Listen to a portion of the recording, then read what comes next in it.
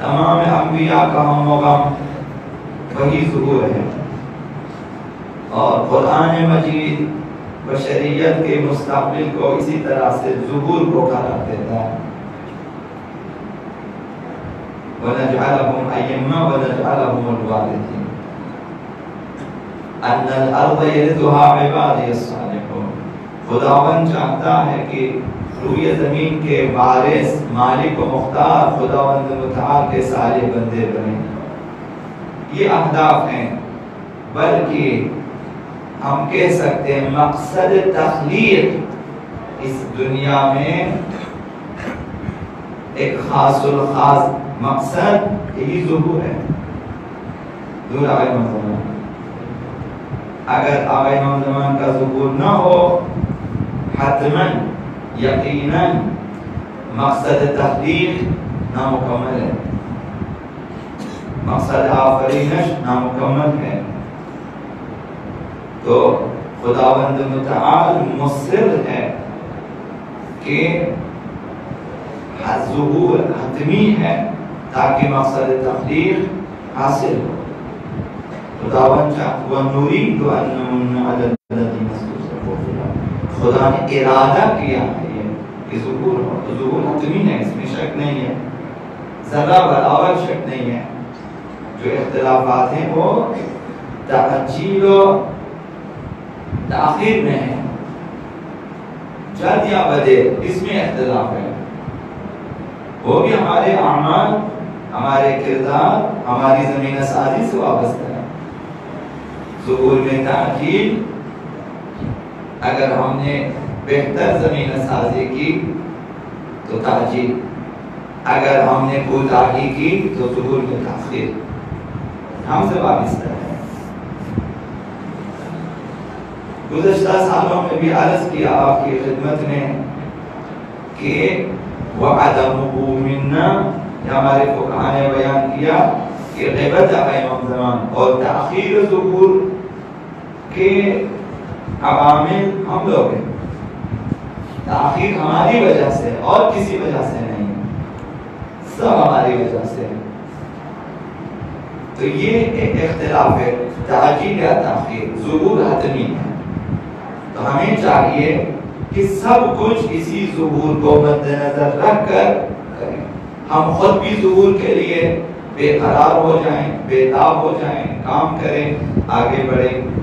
یہ بھی عرض کی آپ کی خدمت میں، اب سب کے ذہنوں میں یہ بات آتی ہے کہ ہماری عمر آ گئی، اب ہم جائیں گے موت کی آغوش میں، پھر شاید ہمیں ظہور سے جدا کر دیں۔ تو ایسا نہیں ہے، موت ہم میں اور ظہور میں عائد نہیں ہو سکتی ہے۔ لہذا اس سلسلے میں مطمئن ہو کر کام کرے۔ ہمارے پاس آیات ہیں، احادیث ہیں، روایات ہیں، دعائیں ہیں جو ہمیں یہ سکھاتی ہیں، دعائیں کہ موت کے بعد بھی تم زندہ ہو کر ظہور میں آئیں گے۔ جس نے تیاری کی ہے، جس نے آرزو کی ہے، ہمیں دعا کرنے کے لیے اہل بیت نے ہدایات دی ہیں کہ تم دعا کرو کہ ظہور ہو جائے امام کا تو خداوند تمہیں واپس کر دے۔ دعائے احد میں انہی چیزوں کے بارے میں ہے جو آپ ہر صبح انشاءاللہ العزیز پڑھتے ہیں، جو نہیں پڑھتے وہ ضرور پڑھیں۔ ہر صبح اپنے آقا امام زمان سے عہد کریں، عہد و پیمان اور قرار کہ جو کہ دعائے احد میں ہے۔ اب یہاں پہ فرصت نہیں ہے کہ اس دعا کا آپ خود ایک بار ترجمہ پڑھیں کہ میرا عہد ہے امام کے ساتھ، یہ عقد ہے امام کے ساتھ، یہ بیعت ہے میری، اور میں اس بیعت سے کبھی انحراف نہیں کروں گا جب تک میں زندہ ہوں۔ یہ میری طرف سے عہد و پیمان ہے امام کے لیے۔ اس کے بعد یہی دعا ہے کہ خدایا اگر میں مر جاؤں اور امام کا ظہور ہو تو مجھے واپس کر دیں۔ فَأَخْرِجْنِي مِنْ قَبْرِي مُعْتَذِرًا كَفَنِي شَاهِرًا سَيْفِي مُجَرِّدًا قَنَاتِي مُلَبِّيًا دَعْوَةَ الدَّاعِ۔ کس قدر زیبا منظر ہے کہ قبر سے اٹھیں کفن پوش، ایک ہاتھ میں نیزہ ہے، دوسرے ہاتھ میں تلوار ہے، اور زبان پہ لبیک یا مہدی۔ یہ ہمارے مکتب میں ہے، تو کس قدر زیبا ہے یہ خروج، یہ بعثت، یہ قبروں سے نکلنا کہ ظہور کی طرف جا رہے، اور اس یقین کے ساتھ جا رہے ہیں چونکہ آپ کو زندہ کیا خدا نے، جب زندہ کیا تو یقیناً آپ پہنچیں گے خدمت آقا امام زمان میں۔ تو یہ ذہن میں نہ رکھیں کہ آپ مر بھی جائیں، میں مر بھی جاؤں، آرزو یہی ہے کہ جب بھی ظہور ہو تو مجھے اٹھا لیں۔ خداوند متعال کے لیے یہ نہایت ہی آسان کام ہے، مشکل کام۔ تو لہذا آپ زندگی کے آخری دم تک، آخری سانسوں تک ظہور کے لیے کام کریں۔ حساب کیا جائے گا، شمار کیا جائے گا آپ کے کاموں کو، نام لیا جائے گا، ساری چیزیں حساب ہو رہی ہیں۔ تو لہذا عرض کیا کہ عزاداری اس عظیم مقصد کے لیے انجام دے۔ ہم عزاداری کریں گے تاکہ لوگوں کی تربیت ہو، نسلوں کی تربیت ہو کر ظہور آقا امام زمان کے لیے تیار ہو جائیں، حکومت آقا امام زمان کے لیے تیار ہو جائیں، نصرت آقا امام زمان کے لیے آمادہ ہو جائیں۔ اس سے بڑا مقصد یہی مقصد ہے۔ تربیت اگر لینی ہے مکتب عاشورہ سے تو ظہور کے لیے آمادگی کی تربیت، کہ کون کون سی خصوصیات ہم میں ہونی چاہیے کہ ہم ظہور میں کام آ جائیں، آقا امام زمان قبول کریں ہمیں ظہور میں۔ لیکن دو قسم کے لوگ ہوں گے، کچھ لوگ وہ ہیں جو اس وقت آقا امام زمان سے آشنا ہو جائیں گے، پھر اس وقت ایمان لے آئیں گے، پھر اس وقت امام کی اطاعت کریں گے۔ کچھ لوگ ابھی سے ایمان لا چکے ہیں، ابھی سے اطاعت کرتے ہیں، ابھی سے امام کے عاشق ہیں، ابھی سے ان کے منتظر ہیں، اور یہ لوگ ابھی سے نصرت آقا امام زمان کے لیے آمادہ ہیں کہ جو کام چاہیں وہ بولیں، اور جس کام پہ چاہے ہمیں لگا دیں، ہم تک کرنے کے لیے تیار ہیں۔ تو ایسے لوگ، ان کے مقامات اور ہیں، وہ لوگ جو اس وقت ایمان لے آئیں گے ان کے مقامات اور ہیں۔ آپ ان لوگوں میں سے نہ ہو جائیں جو اس وقت ایمان لے آئیں گے، اس وقت توبہ کریں گے، وہ اتنا فائدہ مند نہیں ہے۔ آج اگر توبہ کریں فائدہ مند ہے۔ تو لہذا عزاداری ظہور کی راہ میں ہو، عزاداری نسلوں کی تربیت کے لیے ہو۔ ہمارے پاس معرفت امام کے علاوہ اور کوئی راہ نہیں ہے، کوئی ایسی راہ نہیں ہے کہ ہم اس راہ پہ چل کے کامیاب ہو سکیں، دنیا و آخرت میں نجات پا سکیں۔ کوئی اور راہ نہیں ہے، واحد راہ یہی ہے۔ اس زمین میں ایک حدیث مبارکہ کافی سے نقل کروں گا آپ کی خدمت میں۔ حضرت آقا امام صادق علیہ السلام ارشاد فرماتے ہیں کہ نحن الذین فرض اللہ طاعتنا، ہم ہی وہ لوگ ہیں، ہم ائمہ و ہستیاں ہیں، ہماری اطاعت کو خداوند متعال نے لوگوں پہ فرض کیا ہے، ہم وہ لوگ ہیں۔ اور یہ اطاعت ایسا واجب نہیں ہے کہ اس کا کوئی نعم البدل بھی ہو، ایسا واجب نہیں ہے، بلکہ یہی واجب ہے، اس کے علاوہ اس کا کوئی بدل نہیں ہے۔ فرمایا کہ لا یسعنا الا معرفتنا، لوگوں کے پاس اس کے علاوہ کوئی چارہ نہیں ہے، ہماری معرفت حاصل کیے بغیر نجات اور سعادت کا اور کوئی راستہ نہیں ہے۔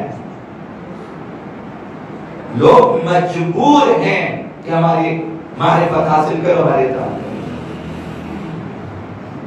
وَلَا يُعْذَبُ النَّاسُ بِجَهَالَتِنَا، اگر لوگ ائمہ اطاعت سے جاہل رہیں، نہ پہچانے انہیں بعنوان امام، بعنوان جانشینان رسول نہ پہچانے، یا انہیں واجب الاطاعت نہ سمجھیں، اس حد تک معرفت حاصل نہ، جاہل رہیں، تو فرمایا کہ ان کا عذر قیامت کے دن خداوند قبول نہیں فرماتا۔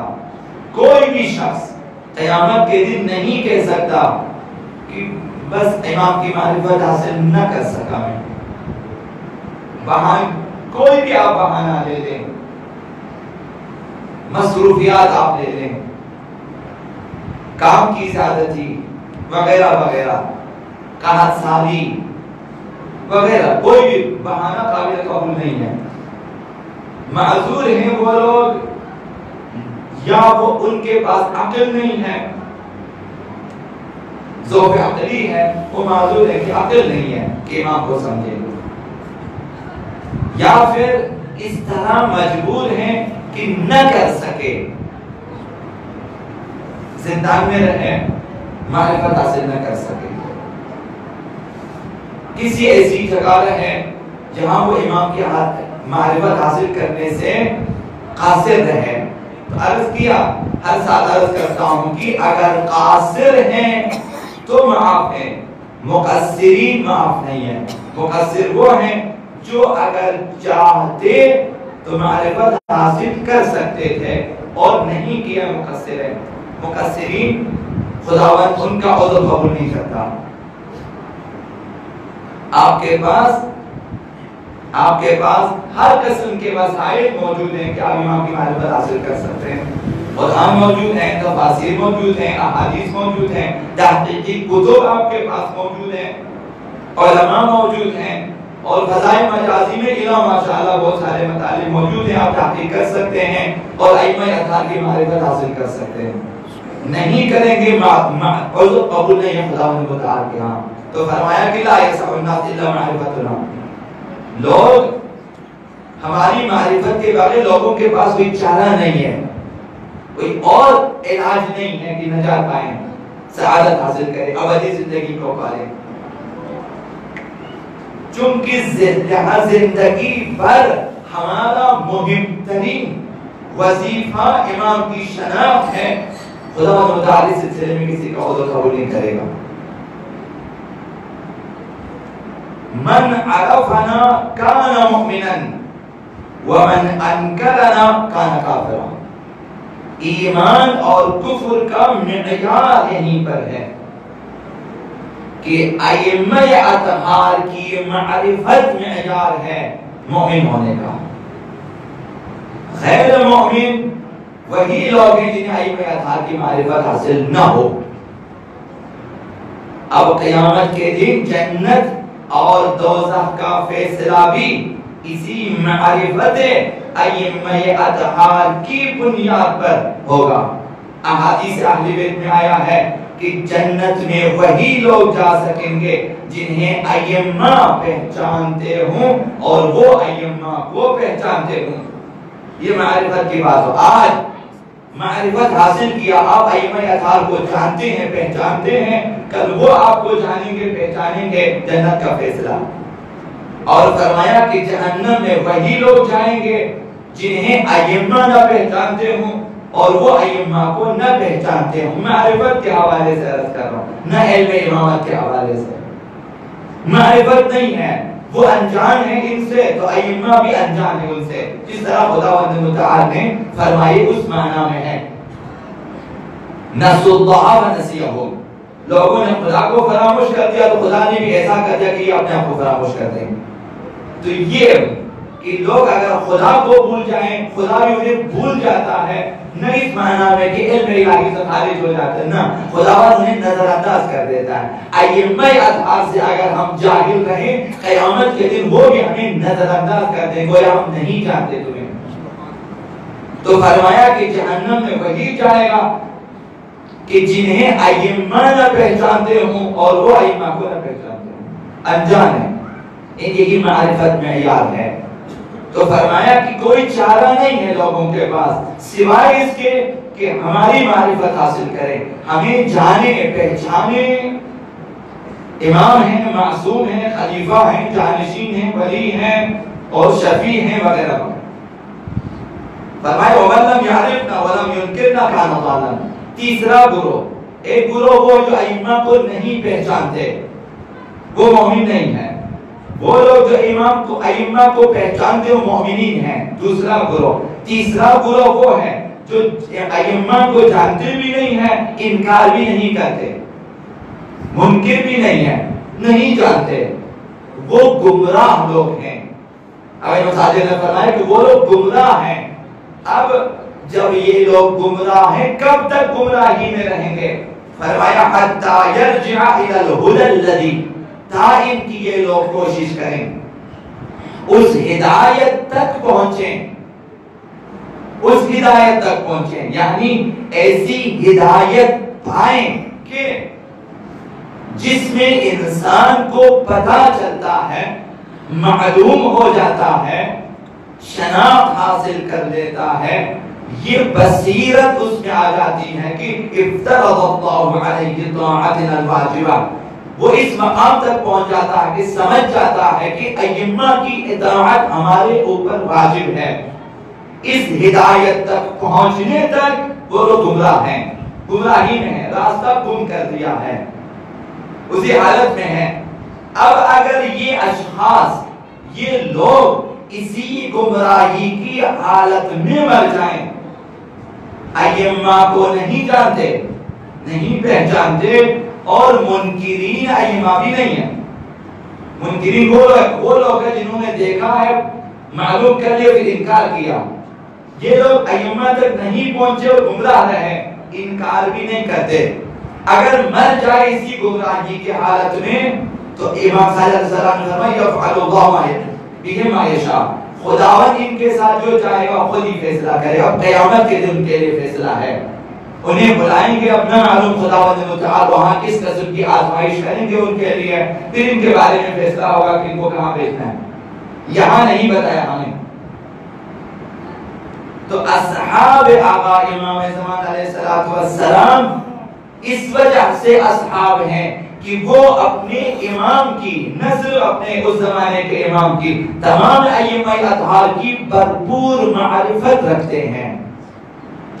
کل آپ کی خدمت میں ان کی ایک صفت عرض کی، وہ خدا کی معرفت تھی کہ کس قدر وہ خدا کی معرفت، کہ وحد اللہ حق توحید عرض کیا کہ اس قدر خدا کی معرفت حاصل کرتے ہیں، اس طرح کرنا چاہیے، اس قدر اطاعت کرتے ہیں، اطاعت کرنا چاہیے وغیرہ عرض کیا. دوسری ان کی خصوصیت یہی معرفت ہے. اگر آپ کی معرفت کامل ہو گئی، معرفت کا نصاب اگر کامل ہو گیا، آپ بھی اصحاب آقا امام زمان میں شامل ہوں گے. معیار یہی معرفت ہے.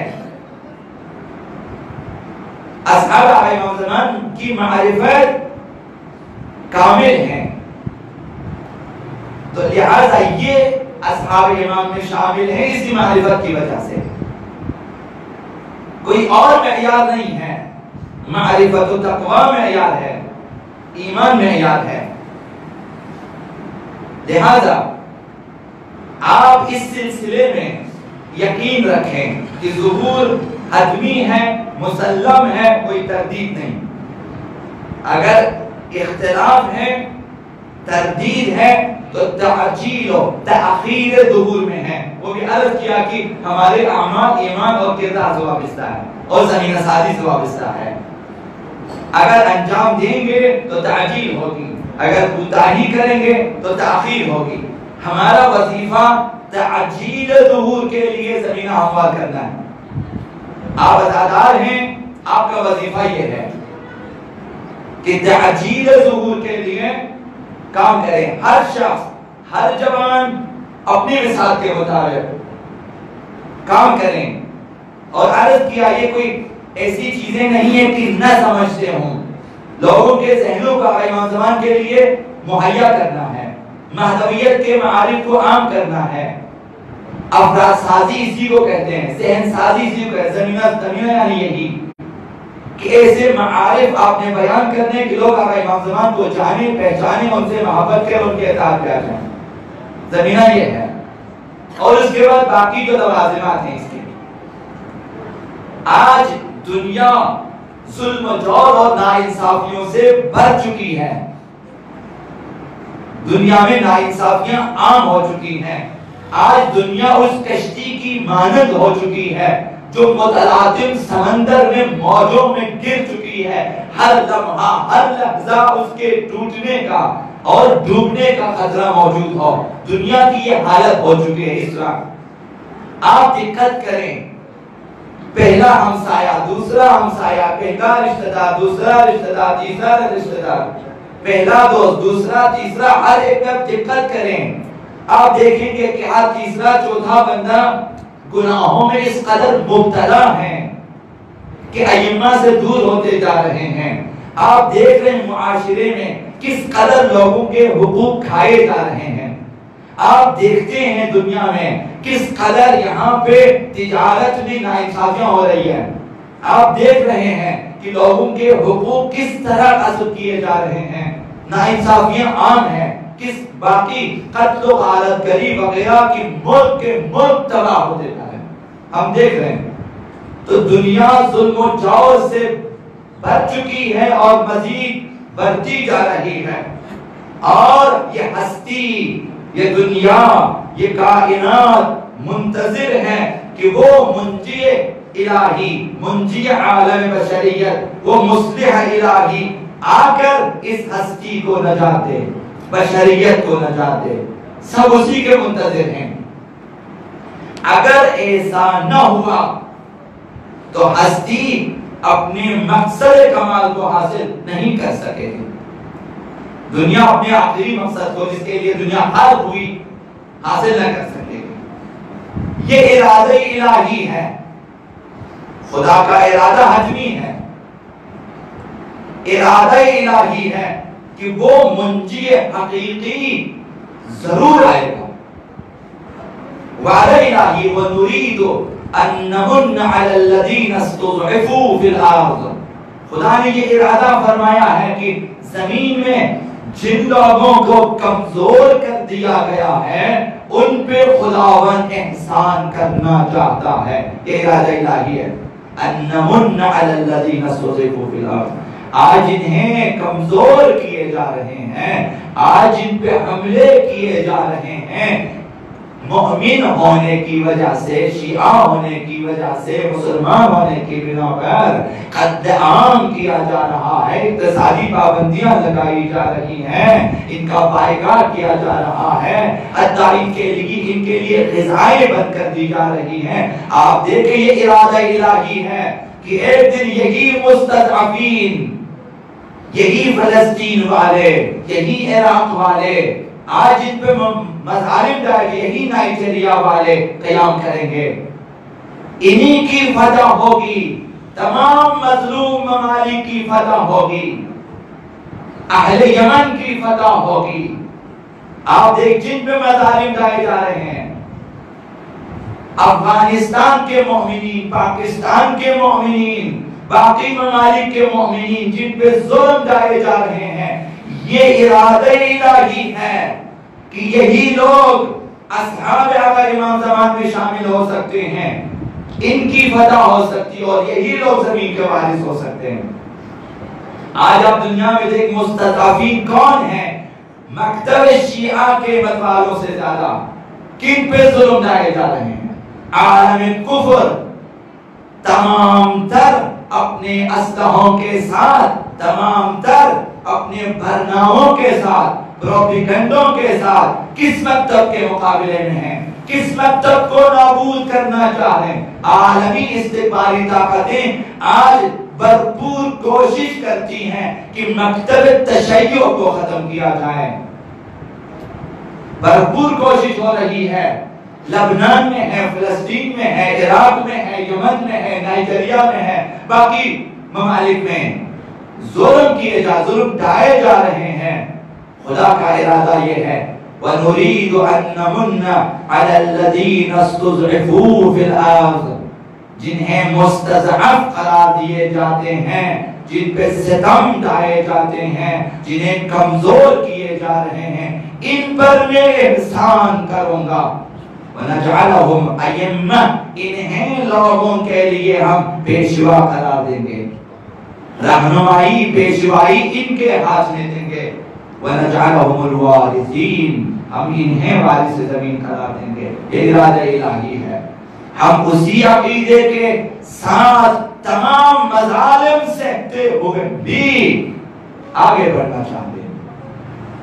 ہمیں ائمہ اطہار نے صبر کی تلقین دی ہے، ہم صبر کرتے ہیں، مظالم سہتے ہیں، آگے بڑھتے ہیں۔ ہم لاکھوں شہید دینے کے باوجود آگے بڑھتے ہیں۔ ہمارے قدم کبھی پیچھے نہیں ہٹے، آئندہ بھی کوئی قدم ہمارا پیچھے نہیں ہٹے گا۔ ہر قدم ہمارا آگے کی طرف ہے، ظہور کی طرف ہے، امام زمان کی طرف ہے، نجات کی طرف ہے۔ یہ خدا کا یہ ارادہ الہی ہے کہ خداوند ایک دن صالحان روئے زمین کو، زمین کی ہر چیز کے وارث اور مالک و مختار قرار دے گا۔ یہ ارادہ الہی ہے۔ وَلَقَدْ كَتَبْنَا فِي الزَّبُورِ مِن بَعْدِ الذِّكْرِ، ہم نے لکھ دیا ہے زبور میں ذکر تورات کے بعد۔ وَلَقَدْ كَتَبْنَا، تاکید کے ساتھ خداوند متعال نے فرمایا یقیناً ہم نے لکھ دیا ہے، حتماً ہم نے لکھ دیا ہے۔ لکھنا اس وقت ہے جب فیصلہ حتمی ہو اور ناقابل تحویل، ناقابل تبدیل، اس وقت کتابت ہوتی ہے۔ روزے کے بارے میں فرمایا کہ ہم نے روزہ فرض کر دیا ہے، کتب علیکم الصیام، روزہ لکھ دیا ہے۔ وَلَقَدْ كَتَبْنَا فِي الزَّبُورِ، ہم نے یہ فیصلہ حتمی کر دیا ہے زبور میں ذکر تورات کے بعد، أَنَّ الْأَرْضَ يَرِثُهَا عِبَادِيَ الصَّالِحُونَ، میرے صالح بندے، نیک بندے اس زمین کے وارث ہوں گے۔ یہ ستمگران تاریخ، یہ جابرین، یہ ظالمین، یہ استکباری طاقتیں، ان کی نابودی حتمی ہے، یقینی ہے، خداوند متعال کا وعدہ ہے۔ لہذا یہ مصلح واقعی، یہ وارث حقیقی روئے زمین کون ہے سوائے آقا امام زمان علیہ السلام کے؟ اور صالحین کون ہیں سوائے عاشقان آقا امام زمان کے، جان بازان آقا امام زمان کے؟ یہی لوگ صالحین ہیں، یہی لوگ وارث ہوں گے زمین کے۔ وہ آقا امام زمان جو آج بعنوان بقیت اللہ غیب کے پردے میں بیٹھے ہیں، ایک دن مشیت خداوندی اقتضا کرے گی، ظہور فرمائیں گے اور زمین کو عدل و انصاف سے بھر دیں گے۔ ہم اس دن کے منتظر ہیں، اس دن تک عزاداری کرتے رہیں گے، اس دن تک حسین حسین کہتے رہیں گے تائم کی وارث حسین آ جائیں۔ عزاداران ابا عبداللہ حسین کو اس دن کی تیاری کرنی ہوتی ہے اور اس دن کے لیے خود کو آمادہ کرنا